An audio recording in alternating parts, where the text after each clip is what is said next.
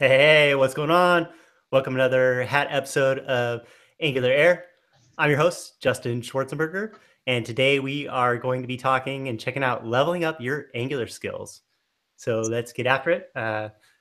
Join us as panelists today. We've got Austin McDaniel. Austin, what's going on? How's it going, everyone? I feel like I kind of started something with the hats. It's just like, just keeps going and getting bigger. Nick, you're going to go to conferences and there'll just be people wearing hats all over the place. Could be a trendsetter. I don't know. All right, Bonnie Brennan's with us. Bonnie, what's going on? Howdy. Yeah, they told me to go get a hat. I'm in Texas, so this is this is what we wear in Texas. Hello. Nice, nice. Y'all put emojis on your hats too? Only me. Yeah, I got it. All right, all right. Yep, there it is. Very cool. Mike Brocky's with us. Mike, what's going on? Not too much. Was hoping you'd call me first because this thing gets really warm. So I'll go take it off. You're gonna have to wear it the whole time. No, absolutely not. Even though it is December, or almost December. All right. And our guest today is Stephen Fluin. Stephen, how's it going? It's going great. I don't have a hat. All I have is this like Jedi or wizard hood. Nice. Nice. Like Mike pointed out, Stephen the Gray. There you go. Awesome. All right, Stephen, why don't you tell our viewers a little bit about yourself for people who don't know, and then we'll kind of get into it. Sure. My name is Stephen Fluin. I'm a developer advocate on the Angular team here at Google. So my role really has two parts. The first part is to help developers and organizations be successful with Angular. And the second part is to understand what it's like to build applications in the real world with Angular so that we can reflect those needs onto the team, make sure that we're making the right sort of product decisions as we go along. On a day-to-day basis, that breaks down into kind of a lot of different things. So I lead our GDE program. I build a lot of Angular applications. I speak at a lot of Angular conferences. Just got back from QCon, a workshop up in San Francisco, an event in London previous to that. And then I work with a lot of our kind of ecosystem partners. So this is companies that are either building large applications at like the enterprise level, or whether that's someone that's building a cool new library or widget that works on top of Angular and really makes the ecosystem richer and better for Angular developers. Very cool. Very cool. Do you, when you do that kind of work with those enterprise and those other companies and stuff like that, or are they coming to you for guidance? Or are they coming to you for solving problems? Like what kind of things? Do you Everything across the board. Everything from, hey, we have 1,000 developers that are blocked by bug X. Can someone take a little bit more urgent look at it, maybe, if possible, all the way to how do I think about using ng upgrade? We have 600 components. This is our modular architecture. Are we thinking about this in the right way? So you're basically saying if I have bugs, I should just tweet them to you, right?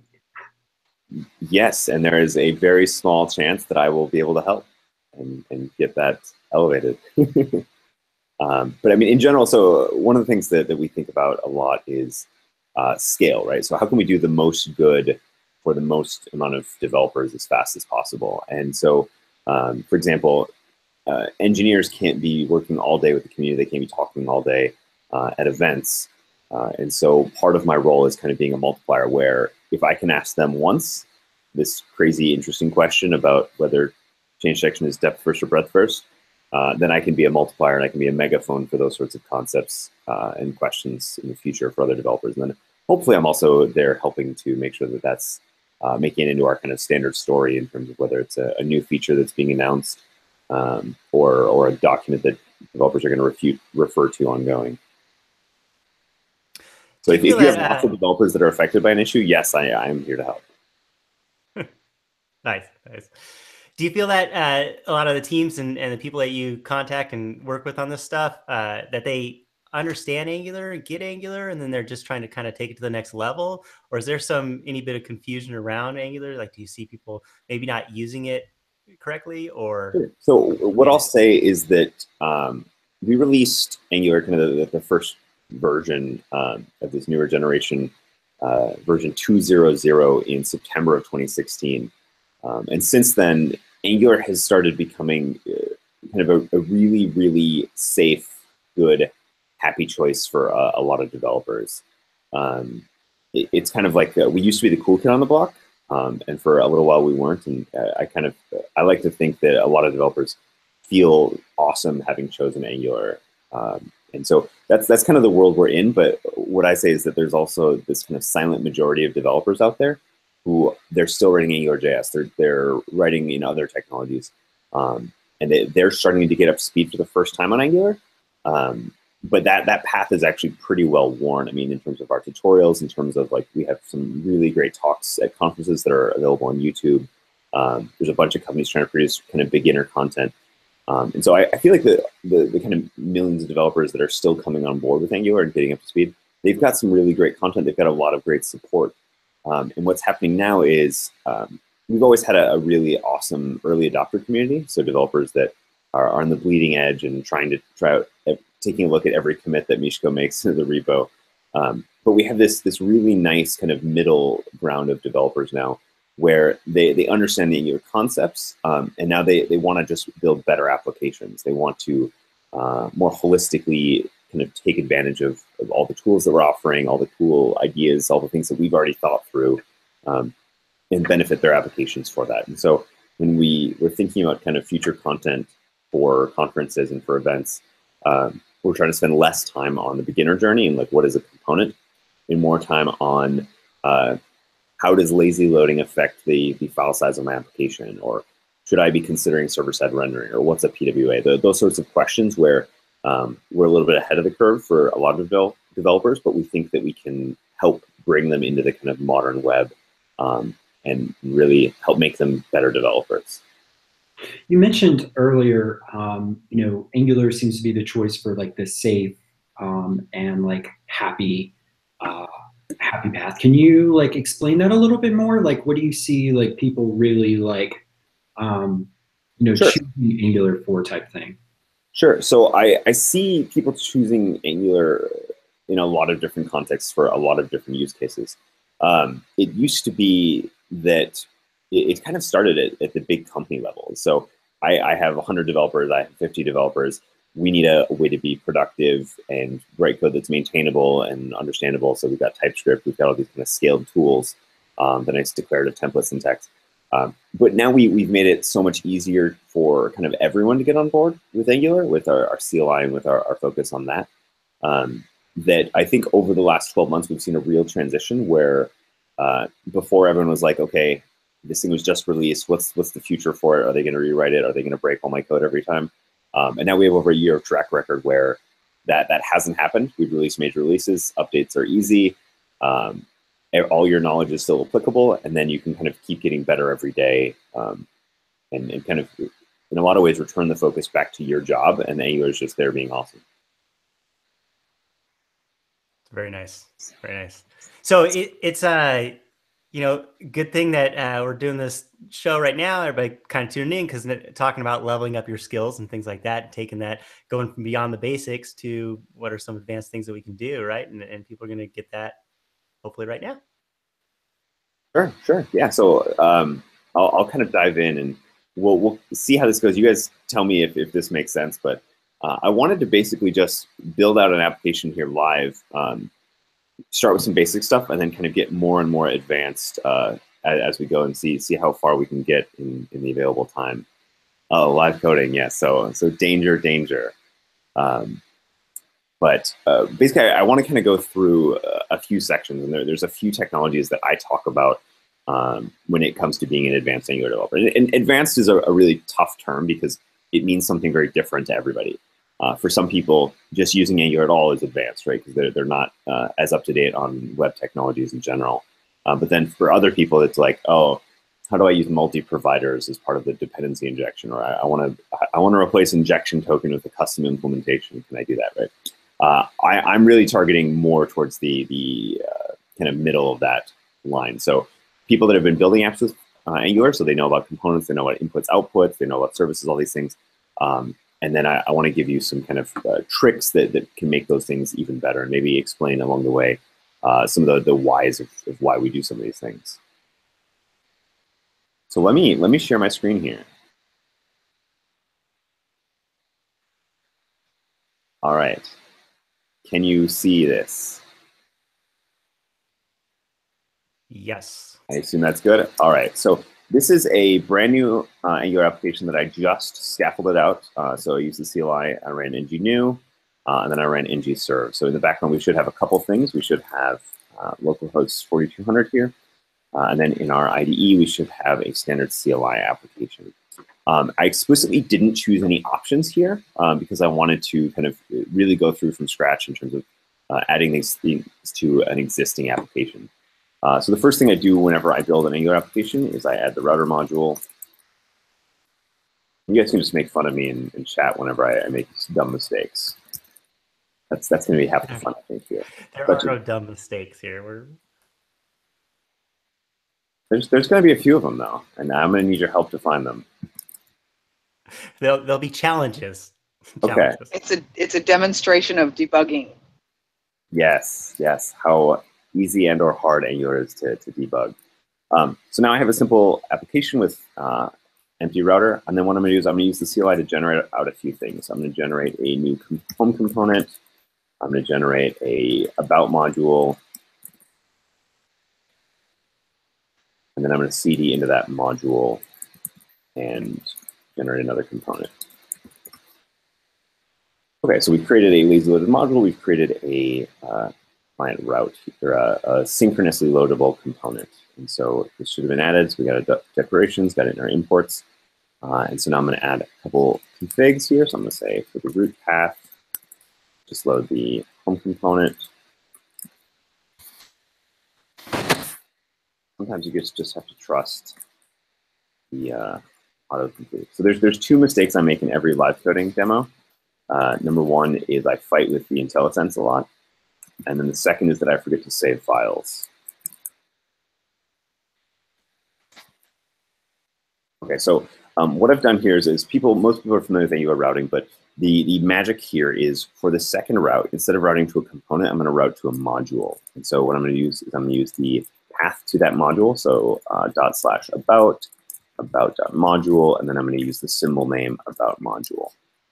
And then because we're routing to a module instead of a component, I actually need to add the routing module here.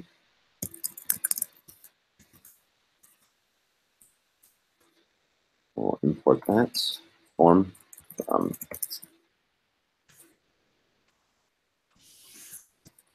going to say for child. And so what for child does is instead of setting up kind of routing for the whole application, this just says, okay, for this module, what are the routes that are going to exist in it? So this module is basically going to be loaded into the /about path. So I can just say blank here, and then we'll synchronously refer to our about component.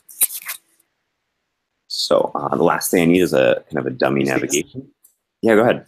Before you go any further, can you go back to that route with the load children and explain what the two sides of the hashtag are, just so that people understand what that syntax is actually doing? Sure. So the first half here is the name of the file where we're going to find our module. So relative to the current path, we're going in the about folder and referring to the about.module. With all file paths in Angular, you don't use the .ts because what happens is we want TypeScript to kind of magically add those as appropriate. So this is actually referring to the TypeScript file here right now.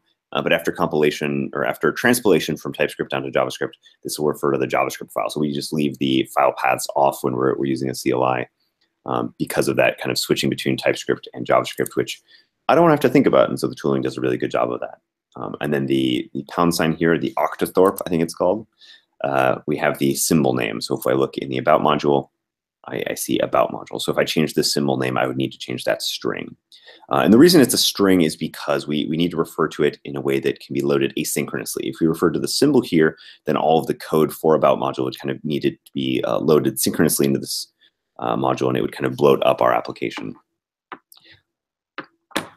So where was I? I think I was going to add a little bit of navigation here. So I'm going to say router link equals root. We'll just go home with that.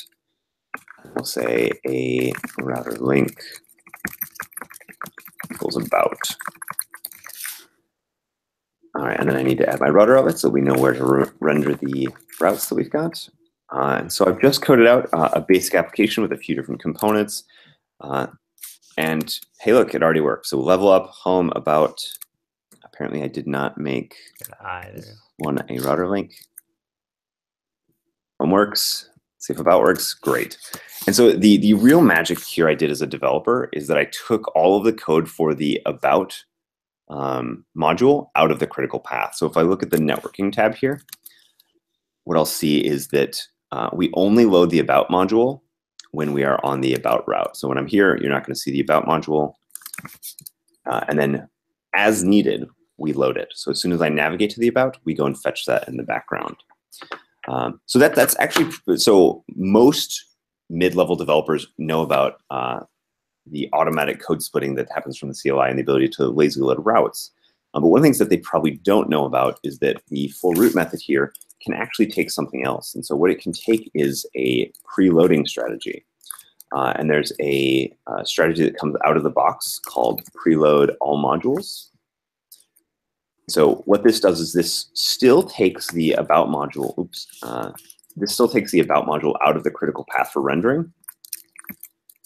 But what it does is it automatically, as soon as that first route is loaded, it's going to go and try and load all of the other modules. And so this is actually really important because when I'm building a large application, maybe I don't want a round trip event for that about tab to load. So now when we look at this, I load about, about's going to load, or home is going to load, and then we're going to load about module in the background so that as soon as I click, I get an instantaneous screen flip.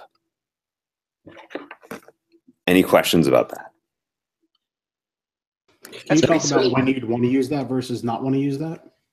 So you want to use that whenever you are willing to pay the network cost of loading your other modules, but you don't want to pay the critical path cost. Is there a way to identify and only load some only some modules? For instance, like maybe a user clicks about like all the time, but there's 3 other pages that they never click, and I want to load about automatically, but I don't care about the other 3 pages. Yep. There is one more way of doing that. So they're called custom preload strategies. And so what I can do is I can say export class config based strategy. So this is just the name of my strategy. So I'm making this up, and it's going to implement that interface that we talked about, the preloading strategy. And one thing to note is if VS Code ever imports something that's very deep, it's probably wrong. So apologies about that. I'm not sure why VS Code does that. So now I have created this class, and then what I'm going to do is I'm going to implement a single method called preload. This is required by the interface, and that's going to take a route and a function called load. And then that needs to return an observable, I'll just say of any here. And so a very common thing that you can do is you can use RxJS to kind of combine this information. And what I'll do is I'll import the of feature of the observable. So from RxJS observable /of. And then what I can do is, let's just import these real quick. No, see, that's wrong. Let's just,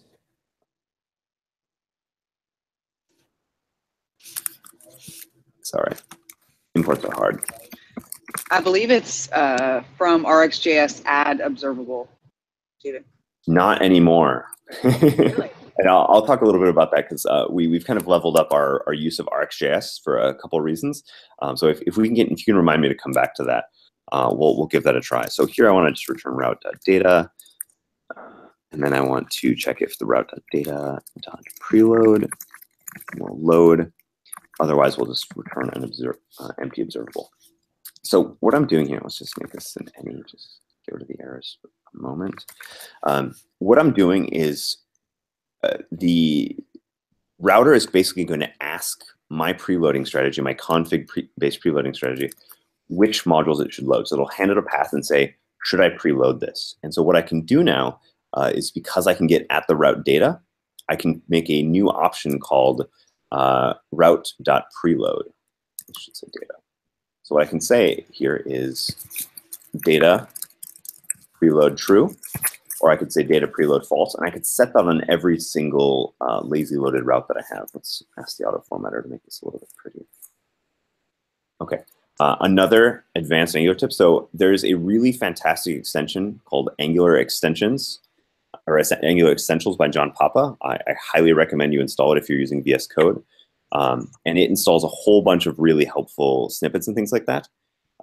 My only gripe with this is that it includes a tool called Prettier, which tries to make your code pretty. But Prettier actually fights with VS Code a little bit. And there's a relatively simple trick you can do to overcome this. And so your package.json accepts a Prettier key, or it allows it. And I can do things like trailing comma. Let's make that ES5 mode, because arrays can have extra trailing commas and they make things more beautiful and easier to read.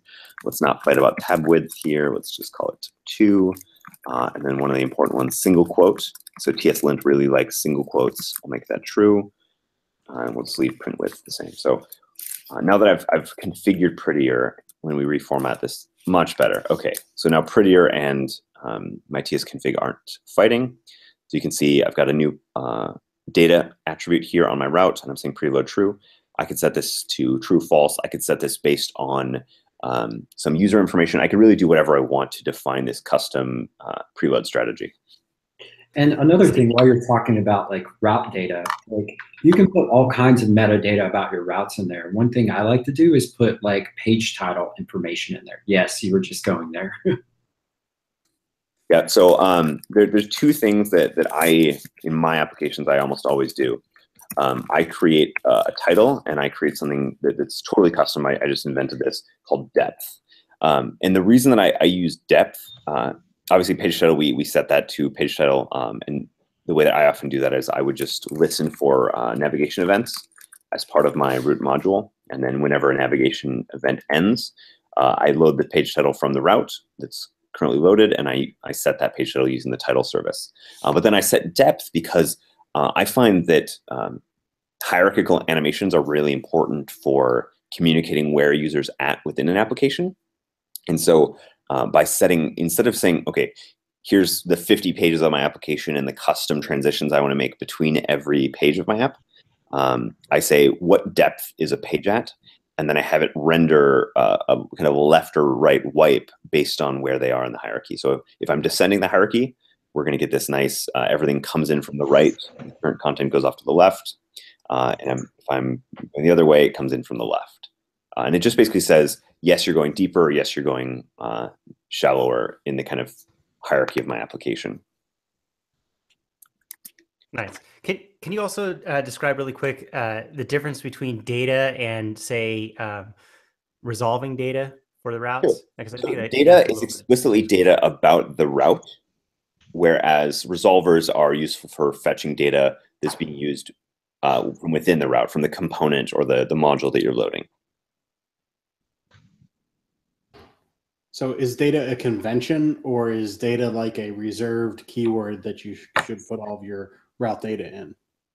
Data is a reserved keyword that you should put all your route data in. So you can see the type here. It's basically any sort of object where you put data in. So yes, that you cannot. I don't believe you can create the broad key parameter. No, that's going to error out. It's not valid. Data is reserved. I'm usually invalid. But data is part of your route definition. I mean, built at the time that thing scaffolds up. So it's not like a dynamic piece of data that's going to go in there. Correct. Yes, resolve. Yeah, you can use resolve at runtime to figure things out on the fly. Data should not be that way. It's part of the config. All right, so I think I'm going to leave this here, and then I'm going to go do one more advanced Angular thing and talk a little bit about, I think RxJS would be the best next concept. Actually, I'll just touch on two things real quick. So a lot of people do ngBuild or ngServe. You've probably heard of it. I'm running it right here. And then a lot of people do ngBuild. Oops, I just killed my terminal. So what I recommend developers do, because this actually will become a default at some point in the future, is the hope, run ngServe with --AOT. As of version 5, AOT should be much, much faster. fast enough to be suitable for use with this ngServe environment. And then you can be sure that you're getting the exact same output and the exact same performance characteristics that you're going to get in production build. So like if you use invalid metadata resolution in your ng module, for example, you'll see an error with --AOT that you won't necessarily see in ngServe. And the other thing that I highly recommend is ngbuild-prod. I basically always generate source maps because I don't care about security for most of my applications. But then, what's it? I think it's named chunks. Is that right? Because again, naming your chunks, so getting out an admin.module instead of a zero.chunk is much more useful for you as a developer. And as I said, there's nothing that's in your code that we're kind of giving away other than this is the code for the admin module. So now I get a nice admin.module instead of zero.chunk. So I always leave that on. It's by default in ngServe.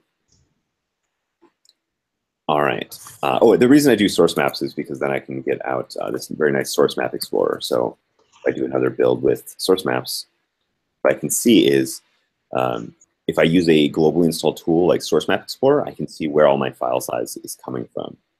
And so if you don't have that, you can just yarn add or yarn global add or npm-g install Source Map Explorer. And then it should look like this, where you can say dist, and I'll just say main yes. That's omitting. All right, that's done. You'll get out this very nice chart that says, okay, here's how much RxJS you're using. Here's the router. If I didn't use the router, I would save these 70 KB. And then, so this is actually a pretty small, pretty good application. But if I accidentally import something like, I don't know, Firebase or Lodash or some giant kind of third-party library, Source Map Explorer is often the way to know that you're actually including those in your production bundles when you may not be intending to. When you serve with AOT, are you able to still go into the dev tools and pull up files and navigate around breakpoint and stuff like that? Yes, but then you're navigating around compiled code. So if I take a look at this and we look at the sources, so none of the code will be minified, but it will be compiled, I believe. So you're going to see a lot more document.create elements, and you won't have the templates here. It's a little bit of friction if you're doing dev work and using the dev tools, but benefit because you get visibility in terms of AOT compilation. Yeah, and I think that's part of the reason why the team hasn't turned this on by default, is they just want to go through the kind of remaining UX and DX issues for that. I think that some of the source map settings are being looked at in order to make that experience a little bit more seamless. Is it just me, but I can never get source maps to work right? Like, I just flat out turn them off. It's just so much easier. Oh, really? They work all right. Like, the breakpoints bounce around and all that type of stuff. Like, the first thing I do is just disable, and I'm like, yeah. I feel the exact opposite. I love source maps, because then when I go into my component here, and let's make something that will fail in JIT. So click equals vadoodle. See if the compiler catches that. No, it looks like it compiled successfully because we're in JIT mode. And then we go to our console. Oh, I never actually provided that strategy. So let's just, for the sake of completeness, go and do that real quick.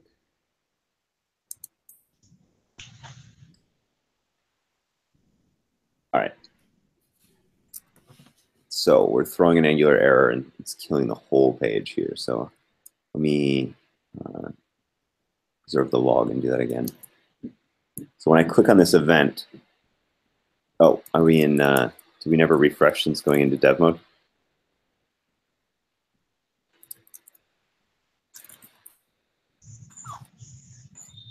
Hey, Stephen, while you're doing that, there was a question in the chat. It's kind of a delayed reaction, but you were talking about the preload strategy and the custom preload strategy, and they want to know if you can load the route after a few second delay with that custom config strategy. So I believe you can. I think resolvers would be a better way to do that.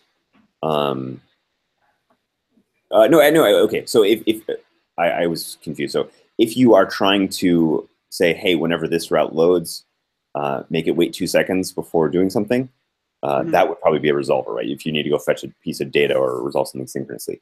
If you are saying, hey, don't preload my routes until after 2 seconds, that definitely you can do with a preload strategy. Does that return Thank you. that returns an observable, right? Yes, exactly. So you So can then do. you can just use the operator to do that. Yep. All right. So what I was going to show off is not going to work, and we're running out of time here. So I do want to jump into a few kind of RxJS tips and tricks. So one of the things that came out with V5 is this idea of what we call lettable operators. And so a lot of developers are used to importing like RxJS, add operator, map. And so this will still work. So this is kept in for backward compatibility. But this is actually undesirable for a couple of reasons. One, we can't tree shake this if you never use this. Second, this actually ends up having side effects. So because this is a set of code that runs imperatively and modifies the prototype of observables, there's no way for us to say, to kind of isolate where these things come from. So for example, if I add this here, suddenly map will work over in my about module some of the time, right? So if the if this home module loads first, then map will be available here. If it doesn't, then it won't be available there. And so this is some very kind of hard to predict, hard to understand code. And so they've now added what are called lettable operators. So I can now import map, switch map, start with, all these tools that I'm going to be using from RxJS/operators. And then how I would use those is I would make an HTTP call, let's say. So we're going to need the HTTP client module here. So let's just import that.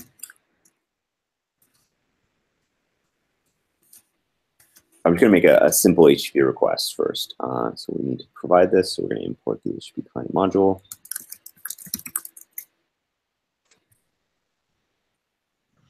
Imported from the right place. And that's with RxJS 5? 5.5, I believe.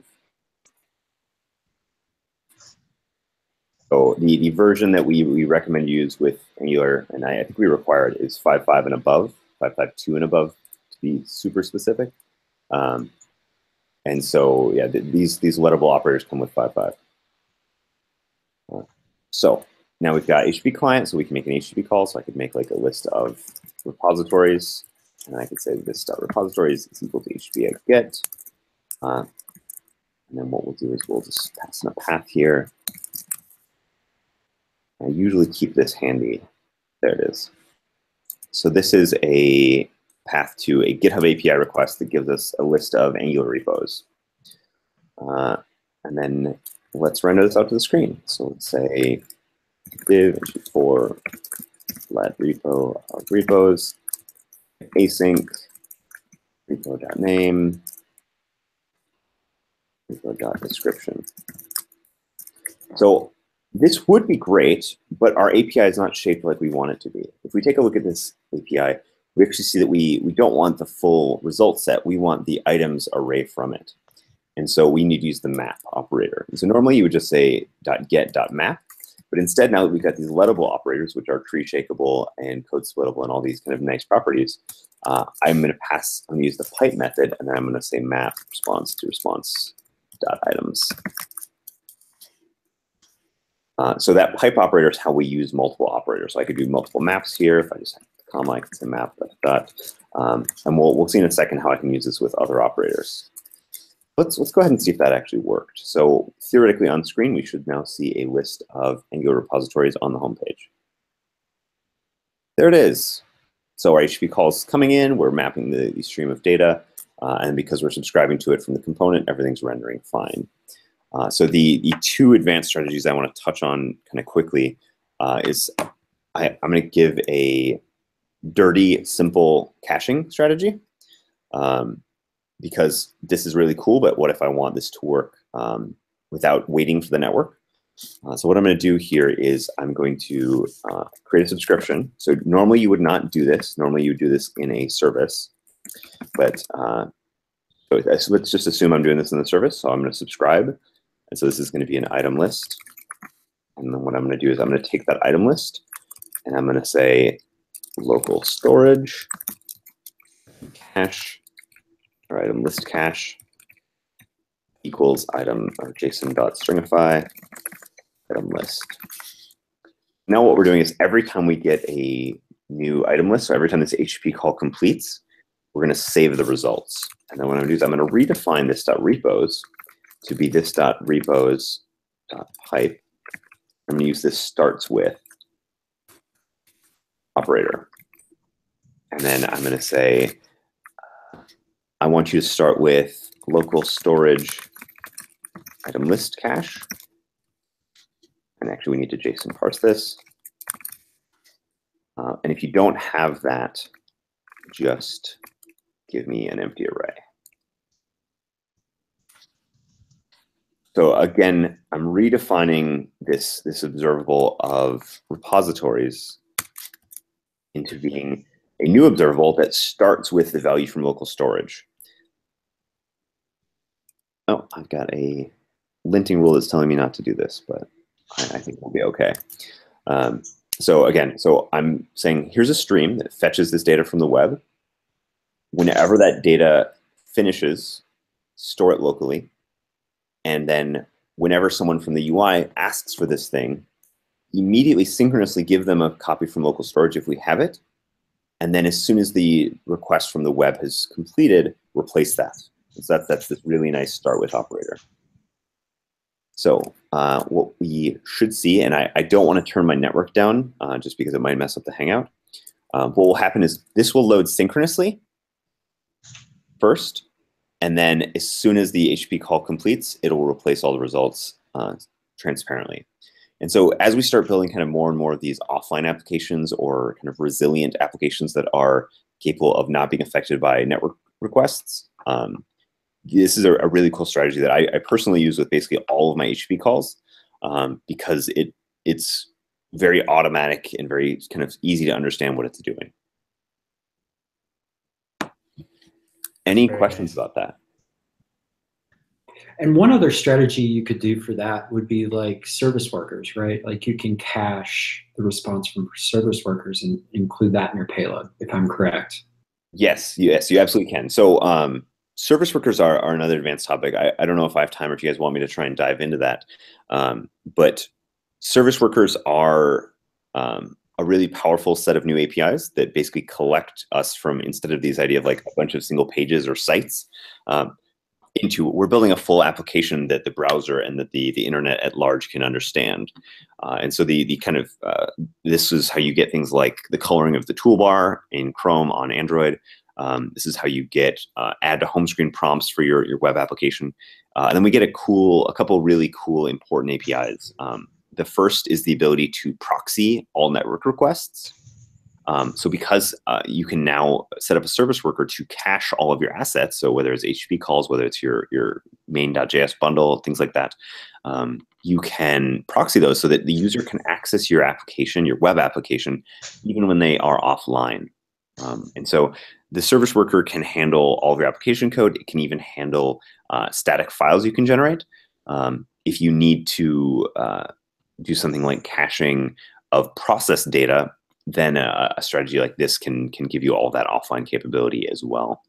The other really important API that service workers give you access to is push notifications. So when you visit a website, they can install a service worker, and then if you give the website permissions, they can then remotely from a server initiated event wake up your web application service worker and show you a notification or interact with your application a little bit. And one of my favorite ways to kind of show this off is if you go in Chrome into the dev tools in a modern recent version, and you go to the application, this is where you're going to see everything related to progressive web apps or PWAs. So if your application has a manifest, you'll see that here. If you have a service worker installed, you'll see that here. And you can even look into all of the cache that's being created and managed by your service worker. And as I was saying, one of my favorite things to do is hit show all here.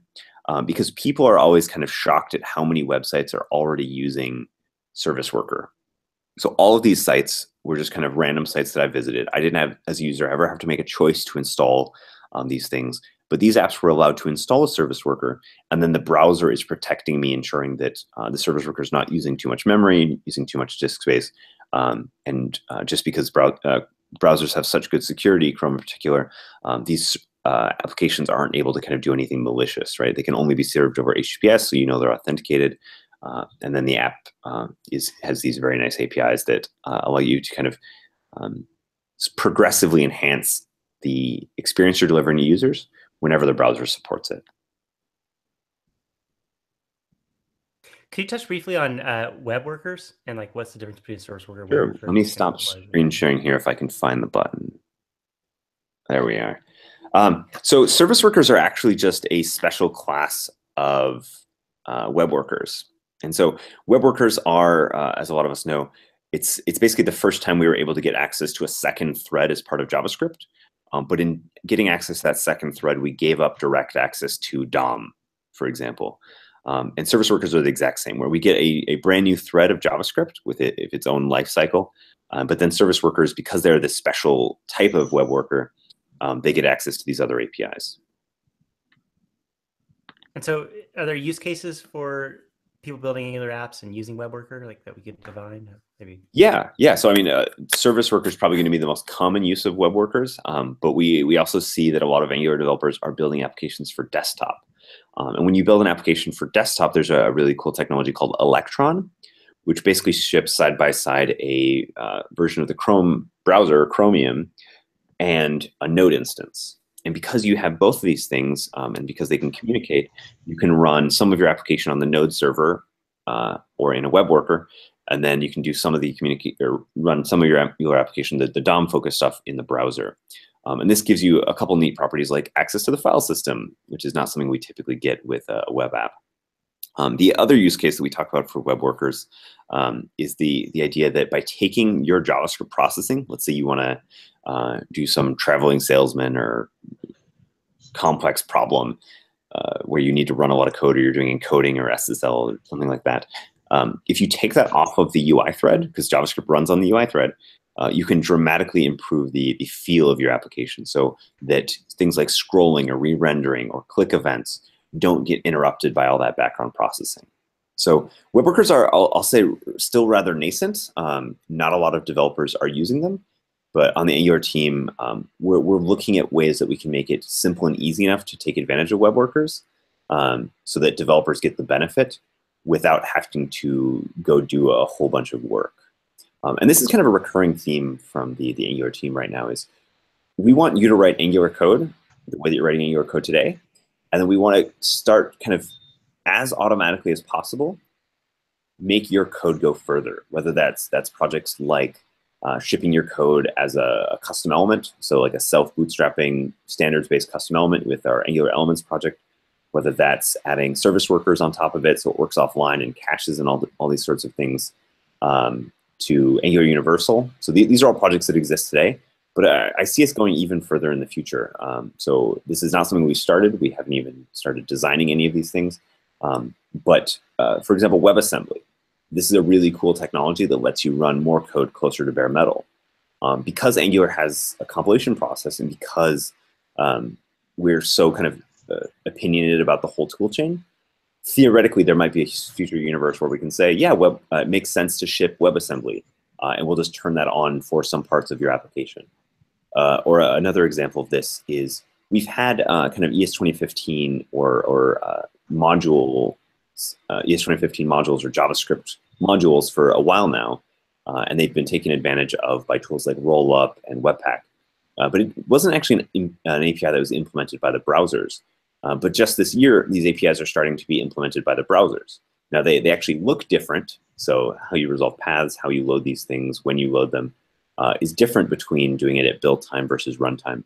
But there might be a world where we say, hey, instead of doing all this up front, it's now better to do this in the browser. And then we could kind of opt you into those sorts of things. Or even better, on browsers that it is a good idea, opt you in. On browsers that it's not a good idea, still ship the old code and then kind of get best of both worlds. And so this is kind of how I really like to think about Angular is the stability of an application platform that you know, and you know the tools and they all work together, plus the best of the modern web as the team can kind of lean in, watch for these things, try and understand them, try and make the experience better for you. Yeah, I think that's one of the great things And the challenging things with Angular being a platform, right, is that it has this opportunity to cover all these things. And as new things come in, it's the team is working on the story of how do you do all that. So we as developers get that advantage, right? So that's awesome. But then it's a lot of stuff that the team has to do to keep going and keep living and stay on top of, right?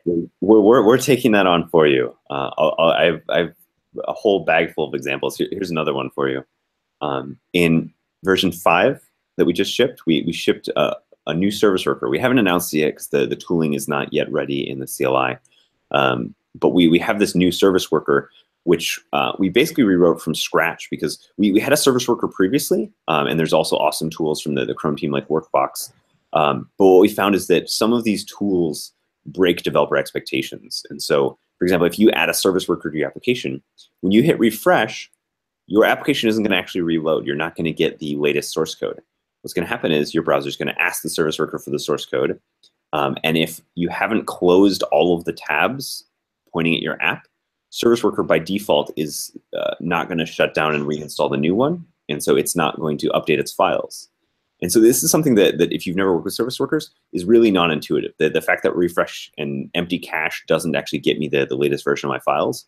And so in our service worker, we've done a ton of work to better align kind of these cool powers that we're getting with developer expectations. So we kind of re-implemented some of the service worker lifecycle events so that if you use the Angular service worker, when you reload a page, we are going to go update the caches. And then the second reload, you'll actually get all of those right files, even if you have another tab open that isn't up to date. So we re-implemented the lifecycle events per tab versus per kind of session. And this was a tough choice to make because we, as much as possible, always want to follow the standards and kind of leverage the best of the web. But at the end of the day, we're accountable to developers and users for building awesome applications. And this was something that made developers' lives easier. And it made it easier for kind of developers that are not doing these things every day and they're really trying to get back to work, so to say, to start taking advantage of these things. Yeah, and that's part of the key to adoption, right? So that's important. So with those new cool things coming that aren't quite ready yet, will you come back on and talk to us about those? I'd be happy to. Yeah, just put it on the calendar. And I'll tell you when those things are ready because they'll be ready soon. We have a couple of questions in the YouTube chat if we have time. Stephen, I'm going to paste these into the Hangouts chat so you can see the questions. Okay. And I apologize if I was going really fast. There's so many things to cover and so many awesome things that I wanted to try and get through as much as I could. No, that was that cool. was great.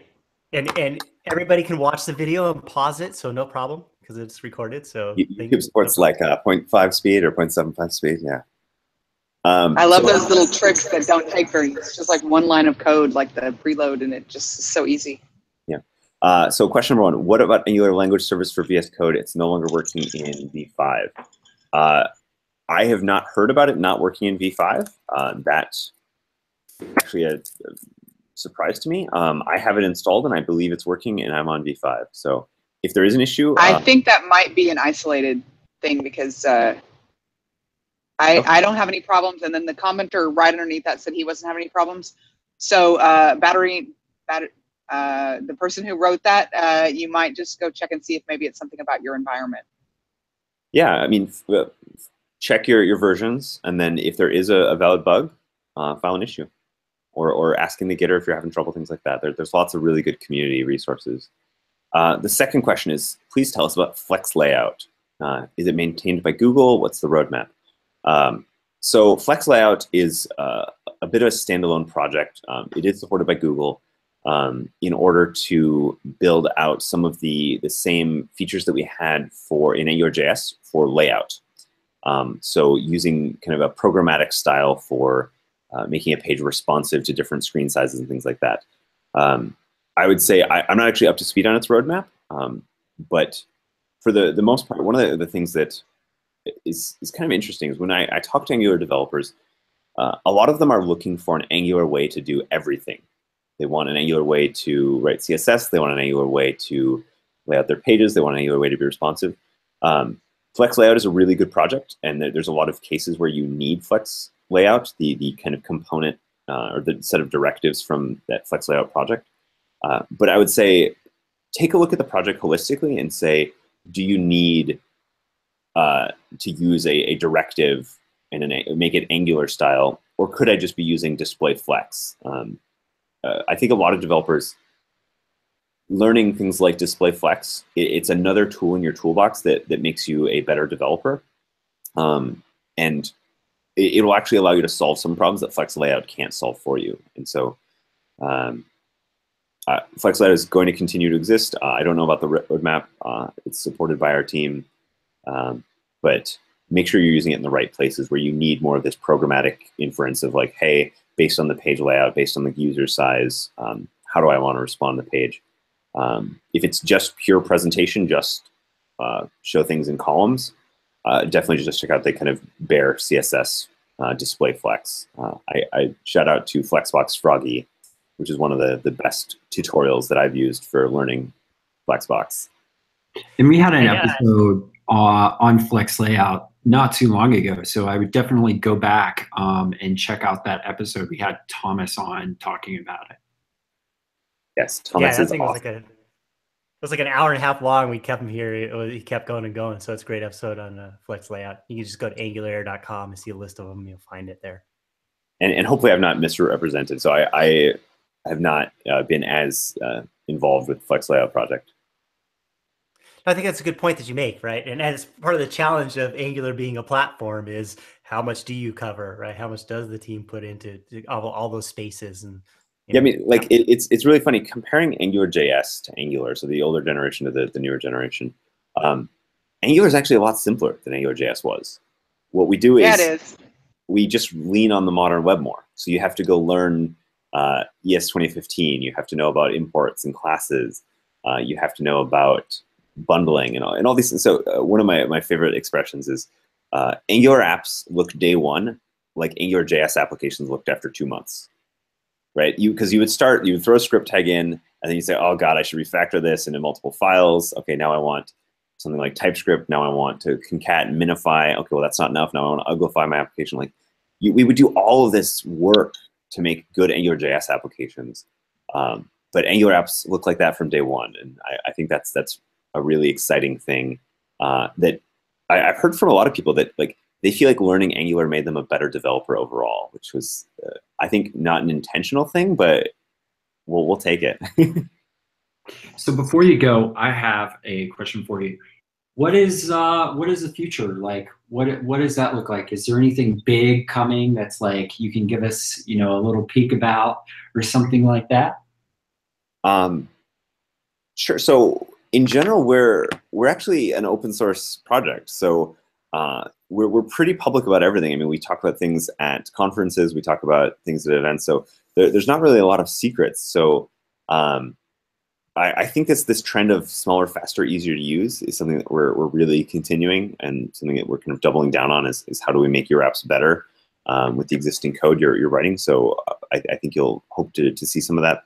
But then also all these other kind of side projects, I hope that we continue to build better tooling for them, make it even easier to stay up to date, server-side render application, PWA, take advantage of all these things. So I want to see someday where we've made all these tools good enough that we flip all the switches and every Angular app is server-side rendered and PWA'd and running a web worker and all these things. And if I can piggyback off of that, there were 2 things that I recently heard about that I was pretty excited about at Angular Connect, which was one, obviously the Angular Elements is pretty cool. I'm going to be following that pretty closely. And also, if you want to hear about the latest, greatest, top secret new things, you should check out Angular Labs. It's not top secret, but it's a good place to find it's not top secret, and there's nowhere to check it out. you can't like go. We don't have a list of Angular Labs projects marked. Like that. It's really just a label we're starting to apply to projects to indicate this has an uncertain API and an uncertain kind of result. So yeah. So as soon as it comes out with you can't like stamp it with we can like get an RSS feed going to everything Angular Labs. It's because what we ended up doing was we used to call APIs experimental, but no one knew they were experimental, and so they started relying on them, and then they effectively weren't experimental. And so we're trying to do a better job of level setting expectations. So that's where the Angular Labs, that's one of the reasons the Angular Labs label came around. I like it. Nice. Nice. The All right, well, bleeding we're at edge. the top of the hour, so we better wrap this thing up. Let's do some picks, and then we'll call it a day. Let's go through our panelists. Mike, do you have any picks? I've got one. Thanks. Oh, Steven's got to run. All right. Thanks, Steven. He's out. The room was needing to be occupied. All right. Well, hey, thanks to Steven. Really appreciate him coming on and giving us all this information. So we'll do our picks, and then we'll call it good. So, Mike. I have no technical picks, but I do have one non-technical. The Punisher. So the Punisher was a character introduced in Daredevil season 2 on Netflix, but the Punisher got its own series, and season 1 was released the end of last week.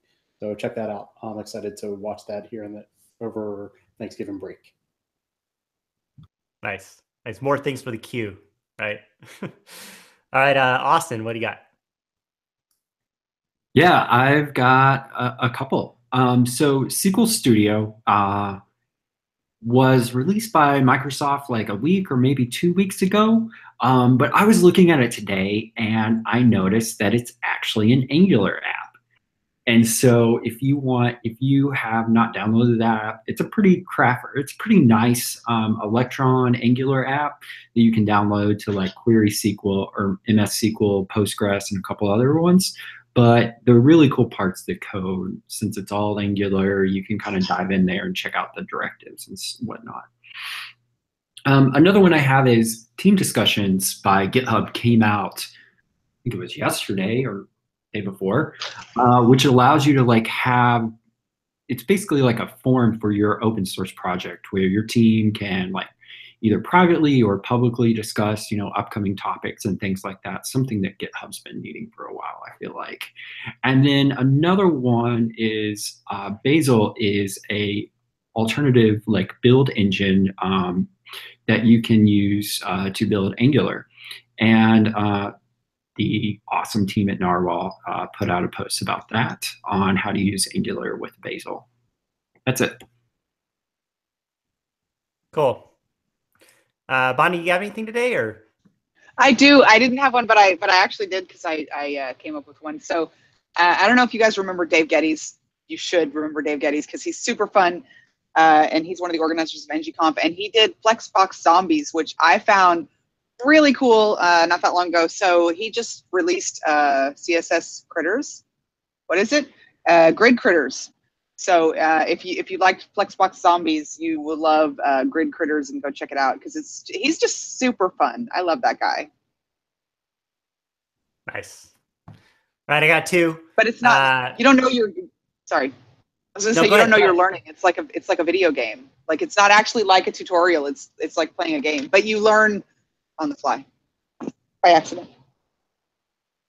Yeah, those are very awesome. And he puts a lot of work into all the graphics and the layout and all the concept behind it. It's really great. So you definitely should check that out. I agree. All right, I got two. First one is NG Vikings, which is coming up on March 1st and 2nd of 2018 next year in Helsinki, Finland. Tickets are on sale. There's a pretty awesome speaker lineup for that event, so you should check that out. And then my second pick is Justin Searles has a gist about how he does. It's called the 5-minute backpack demo, and it kind of breaks down how he packs for traveling. Packs really, really extremely light. I've been doing some traveling a lot this year, more than I normally do, and probably some more next year. And so I'm kind of starting to get addicted to this. How can I pack way lighter? This is pretty extreme, but there's some cool elements in there. So it's on his, it's gist.github.com/SEARLS. You can check it out there. And it's the 5-minute backpack demo, but it has some cool products and stuff that he uses. So pretty cool. All right, that's it. We got some good shows coming up in the pipe. So definitely check us out, and we will catch you next week. See ya.